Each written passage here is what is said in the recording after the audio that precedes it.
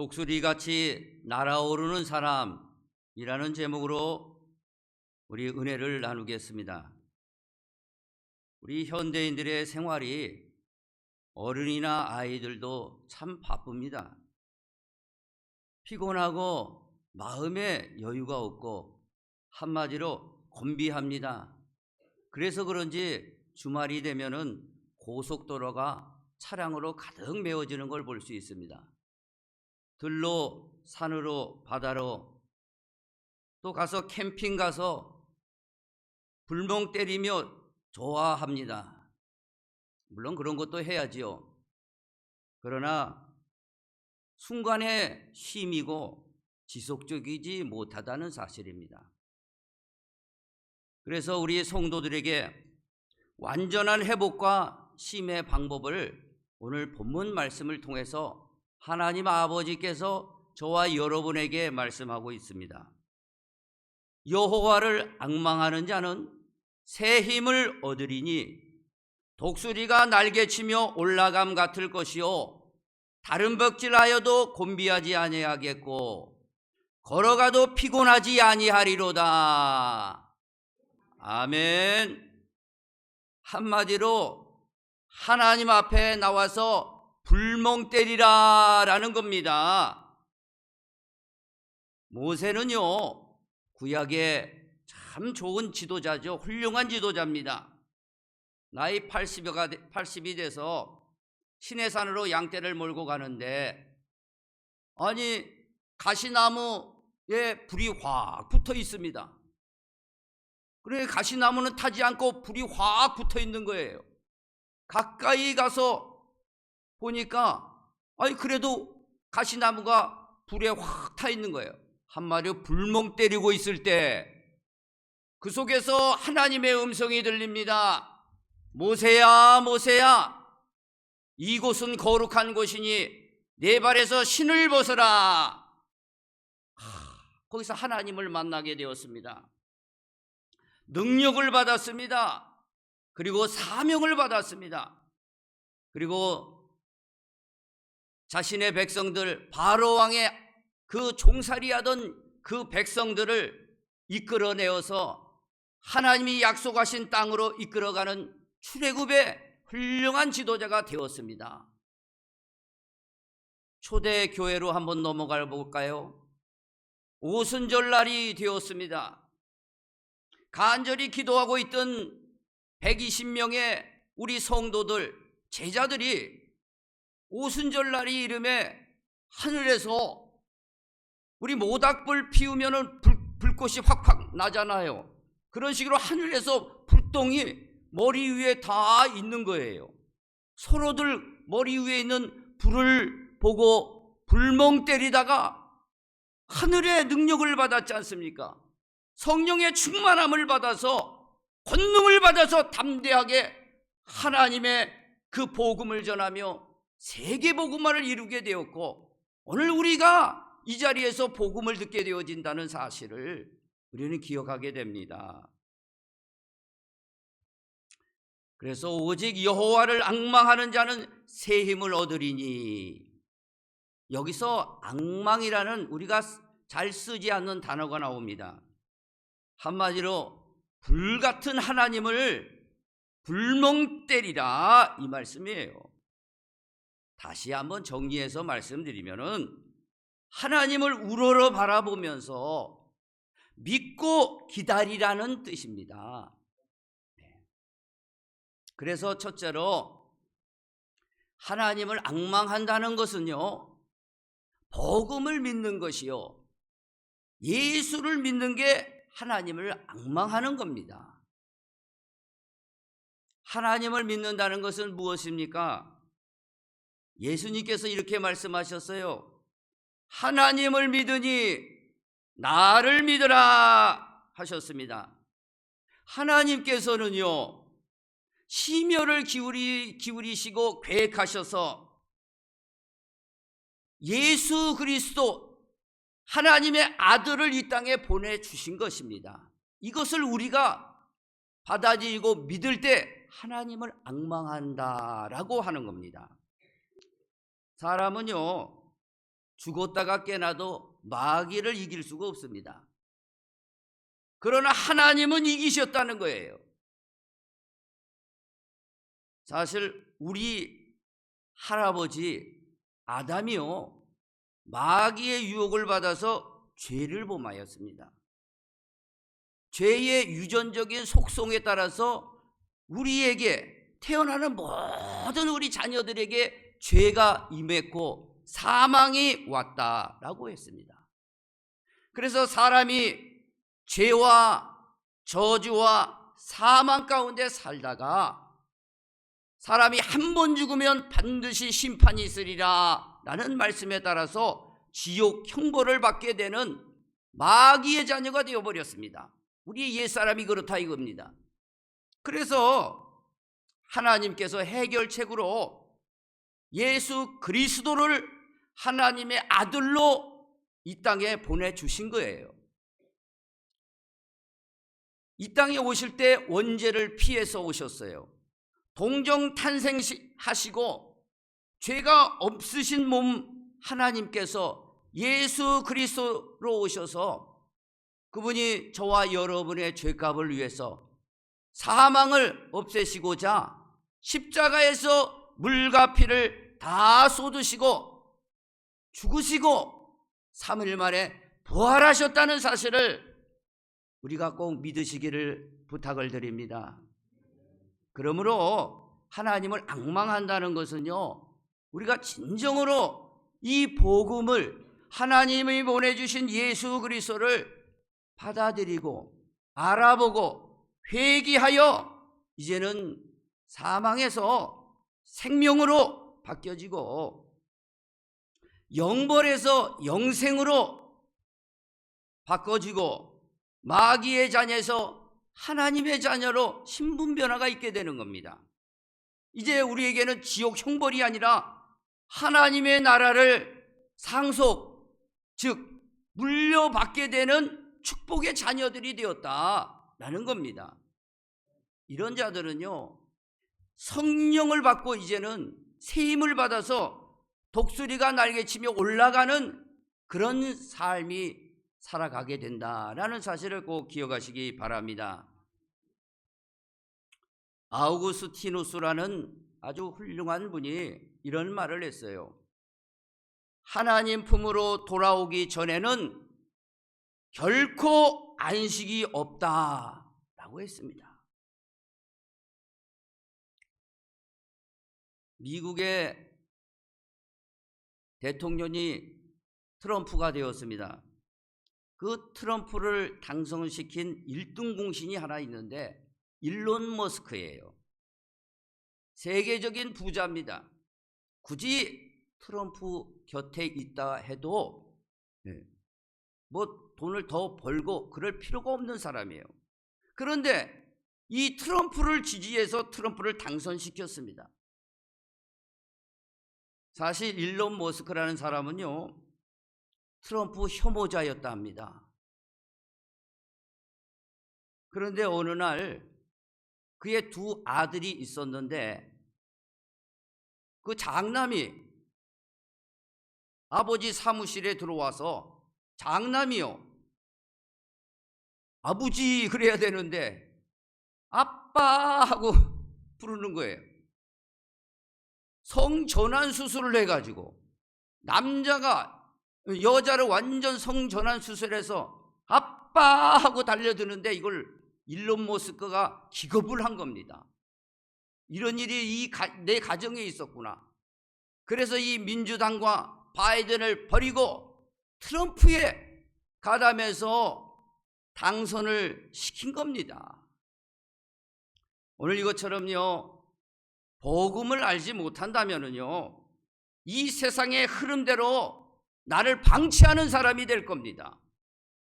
이 세상의 흐름대로 방치하지 않기 위해서 우리는 복음을 붙들어야 되고 나의 주 나의 하나님이 예수 그리스도를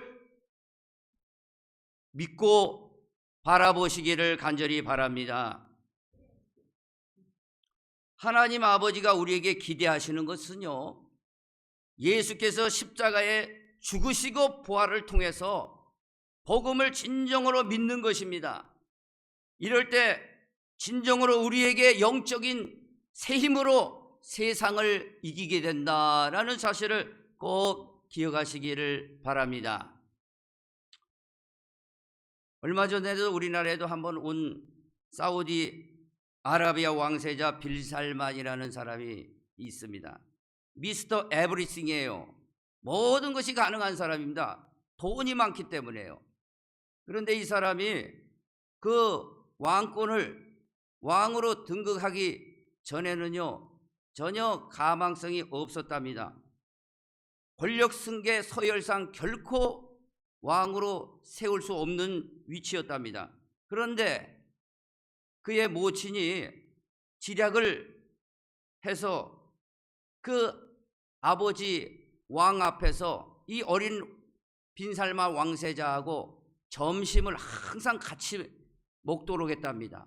그래 아버지 눈에서 떠나지 않도록, 다른 형제들은 다 해외 유학 갔을 때 유학 가지도 않고 아버지 곁에서 식사하면서 아버지 얘기하면서 늘 그 옆에 있었다고 합니다.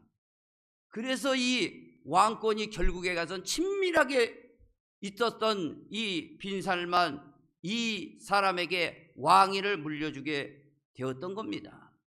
오늘 이걸 보면서 앙망한다는 것은요 하나님과 항상 얼굴을 바라보고 친밀감을 형성하는 것, 그것이 앙망입니다.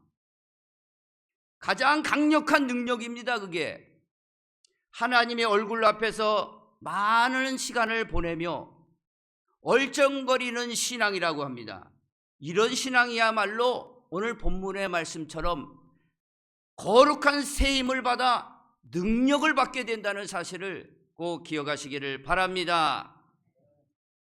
두 번째는요, 앙망한다는 것은요 우리의 일을 최선을 다하고 하나님을 바라보고 기다리는 것입니다. 오늘 본문에서 보면은 27절에 이렇게 나옵니다. 내 길이 숨겨졌으며 내 송사는 내 하나님에게서 벗어난다 하느냐, 이렇게 말씀하시면서 그 내용인즉 하나님 앞에서 지금 투정을 하고 있어요. 하나님은 불러도 대답 없는 분입니다. 이렇게 투정하는 거예요. 나름대로 열심히 해봤지만 되는 거 없어요. 하나님 내 원대로 되는 게 없는데 이제 믿음은 나하고 상관없는 것 같아요. 그런 말이에요. 그랬을 때 여호와 하나님께서 28절에 이렇게 말씀하고 계십니다. 너는 알지 못하였느냐, 듣지 못하였느냐, 영원하신 하나님 여호와 땅끝까지 창조하신 이는 피곤하지 않으시며 곤비하지 않으시며 명철이 한이 없으시며 피곤한 자에게는 능력을 주시며 무능한 자에게는 힘을 더하시나니. 할렐루야. 오늘 이런 말씀을 듣고 우리는요 너무 감사한 거죠. 저와 여러분 이제부터요 하나님만 잠잠하게 바라보시기를 바랍니다. 그래도 잠잠하게 바라보라니까 아무것도 하지 않는다는 게 아니에요. 나에게 맡겨주신 것을 최선을 다하고 그 다음에 나머지는 하나님 아버지가 하신다라는 말씀이에요. 여리고성이 무너진 걸 여러분이 한 번이라도 들어보신 적이 있을 겁니다. 그 여리고성을 여호수아에게 하나님께서는 무너뜨려 주시겠다 하시면서 방법이 뭐냐? 7바퀴를 도르라는 거예요. 대신 아무 소리 하지 말라는 거예요. 잠잠하고 7바퀴만 도르라는 거예요. 그럼 마지막 7번째 크게 외치라는 거예요. 왜 그렇습니까? 하나님 왜 그런 방법을 선택했을까요? 생각해 보니까 그 7바퀴 돌 때까지 사람은요 말이 많아요. 실수가 있습니다. 말이 많으면요 부정적인 소리가 날 수 있어요. 이게 과연 무너질까? 안 무너질까? 이게 될까? 말까? 해볼까? 말까? 이렇게 하다 보니요, 되는 일도 안 돼요. 하나님의 말씀을 들었으면은요, 최선을 다해서 순종하고 나머지 최종 결과는 하나님께 맡기면은 하나님이 무너뜨려 주시겠다 하시고 완전히 여리고성을 무너뜨려 주시고 가나안 정복의 문을 활짝 열어 주셔서 여호수아를 통해서 하나님의 약속의 땅을 쟁취하게 되었다라는 사실을 기억하시기 바랍니다. 우리의 일들을 최선을 다하고 하나님을 바라보고 기다리면 된다라는 겁니다. 믿음이 뭡니까? 믿음 생활이라는 것은 바로 이거예요. 우리가 최선을 다하고 하나님을 기다리는 게 믿음 생활이에요. 그래서 히브리서 신약의 기자는요, 구약의 여리고 사건을 가져와서 이렇게 기록하고 있습니다. 믿음으로 7일 동안 여리고를 도니 성이 무너졌으며, 이게 바로 믿음의 생활이에요. 바로 우리가 믿음의 생활이라는 것은 우리가 최선을 다하고 하나님 앞에 맡기는 생활이 믿음의 생활이라는 거예요. 무조건 하나님이 다 해주는 게 아니라는 거예요. 뒤에 우리 학생들도 많이 나왔는데, 우리 학생들이 교회 온다고 뭐 서울대학 들어갑니까? 좋은 대학 들어가나요? 그렇지 않다 이거죠. 우리가 교회에 와서 하나님을 의지하고 최선을 내가 했을 때 하나님이 여러분의 각자에 맞는 달란트와 은사대로 좋은 대학을 가서 여러분의 꿈을 펼칠 수 있도록 이끌어 주신다라는 말씀을 기억하시기를 바랍니다. 유명한 패션 디자이너 피에르 가르댕이라는 사람, 여러분 잘 아실 겁니다. 그분이 자기의 올 패션을 정할 때 동전을 던져서 정한다고 합니다.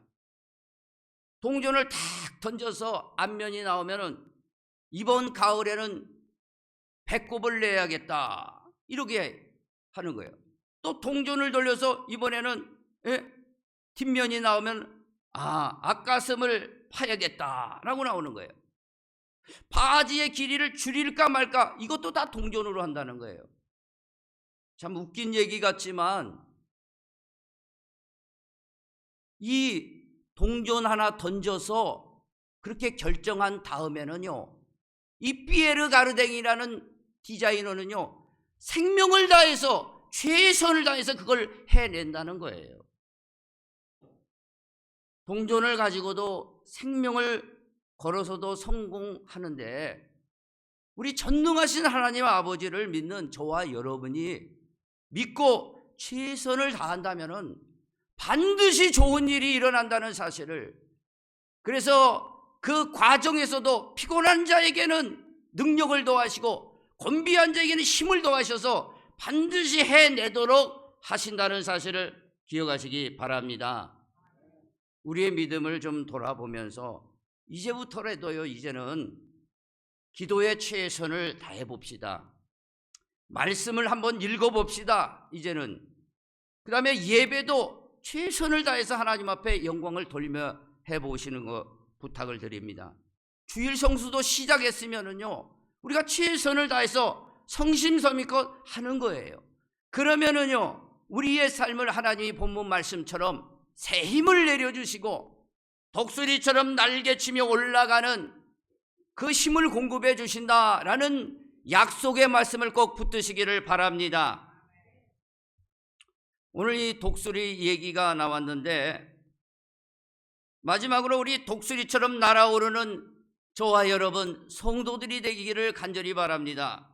이 독수리라는 것은요, 하늘의 제왕이죠. 어느 신문에 보니까 독수리를 이렇게 설명하고 있습니다. 수명이 약 70년을 산답니다. 독수리가 70년을 살기 위해서는요, 40살이 됐을 때가 아주 고비라고 그러는 거예요. 이때 아주 신중하고도 어려운 결정을 이 독수리가 한다는 거예요. 왜냐하면 40년 동안 날아다니면서 사냥을 했기 때문에 자기 앞 부리가 휘어지고 발톱은 굽어지고 날개가 무거워서 이제는 더 날 수가 없는 거예요. 그래서 이제 독수리 스스로 내가 1년 더 살다가 그냥 죽던가 아니면 황골탈퇴 변화를 해서 30년 더 연장을 할 건가 결정을 한답니다. 그래서 그 높은 산으로 살려고 30년 더 날아보려고 높은 산 바위 꼭대기에 딱 자리를 잡고 자기 부리를 쫀다는 거예요. 바위에. 그래서 새 부리가 나오면은 그 새 부리로 굽어진 이 발톱을 빼내고 또 날개를 무거운 날개를 다 뽑아서 새 깃털이 나도록 기다린다는 거예요. 그러고 나서 이 완성이 되었을 때 변화가 되었을 때 새로운 부리와 새로운 발톱 새로운 날개로 30년을 창공을 향해서 날아가면서 사냥을 한다는 거예요. 그래서 70살 산다 그런 얘기를 제가 신문에서 본 적이 있습니다. 우리 교회도 이제 40년이 되었습니다. 이제 여호와를 앙망하는 다시 한번 여호와를 앙망하는 신앙으로 변화되면 30년 이상 다시 독수리처럼 창공을 차고 날아오르는 우리 교회가 될 줄 믿습니다. 우리 교회도 요 본당에도 보니까 독수리가 한 마리가 날아왔어요. 어디 있습니까? 저기 본당 앞에 보면 꼭대기 보면 저 날아다니지 않습니까? 보이시죠? 네, 독수리가 저 날아다니고 있습니다. 아직도 두리번 하신 분은 예배 끝나고 찾아보시기 바랍니다. 이 독수리가 하나님께서 이 독수리를 비유를 많이 하셨어요. 그 애굽에서 출애굽에서 광야 40년을 지나오고 나서 모세에게 이렇게 설명합니다. 출애굽기 19장 4절에 내가 애굽 사람에게 어떻게 행하였음과 내가 어떻게 독수리 날개로 너희를 업어 내게로 인도하였음을 너희가 보았느니라. 그러니까 하나님이 독수리 비유, 자기를 독수리로 비유해서 이스라엘 백성들을 독수리 그 어깨에 등에다가 업어서 이 광야를 40년을 지나왔다 이 말씀을 하고 있는 겁니다. 사실 광야는 사람이 살 수가 없는 곳입니다. 그러나 하나님의 등에 업히니까 독수리의 등에 업히니까 굴떡 날아서 약속의 땅까지 들어가게 되었습니다. 오늘 이걸 생각하면서 저와 여러분도 이제 하나님의 등에 업히시고 예수 그리스도의 등에 업히시고 성령님의 등에 업히신다면은 독수리처럼 창공을 차고 날아오르는 여러분의 삶이 될 줄 믿습니다. 저는 이런 생각을 해봤습니다. 오늘 우리 교회가 40년 되었고 우리 목사님께서 40년 동안 이 교회를 목회하시면서 참 제가 살펴보더라도 꼼꼼하고 훌륭하게 해놓으셨어요. 전 죽었다 깨어나도 못 따라가겠어요. 그러면 따라가려면 방법은 뭐냐? 우리 목사님 등에 업혀서 그냥 등에 업혀서 가면 되겠다 그런 생각이 들었습니다. 등에 업혀서 제가 주신 하나님의 은사와 재능을 변화를 줘서 새롭게 30년을 차고 올라간다면은 반드시 우리 교회도 저와 여러분의 삶에도 새 힘과 능력이 공급되어지는 줄 믿으시기를 바랍니다. 그래서 목사님께서 내년도 표를 생각해 보라 그러셨어요. 그래서 내년도 표는 이렇게 제가 한번 정해 봤습니다. 독수리같이 날아오르는 해. 뭐 내년만 그러는 게 아니라 올 연말 얼마 안 남았습니다. 마저 힘차게 우리 같이 날아보고 내년에 독수리같이 날아오르는 해가 되기를 저는 간절히 소망합니다. 오늘 표 괜찮았어요? 아이고, 아멘이 많이 나오면 괜찮은 거구만. 감사합니다. 우리가 다 같이 이제 창공을 차고 올라가는 독수리 같은 신앙생활, 우리의 생활이 되기를 예수의 이름으로 축원을 드립니다.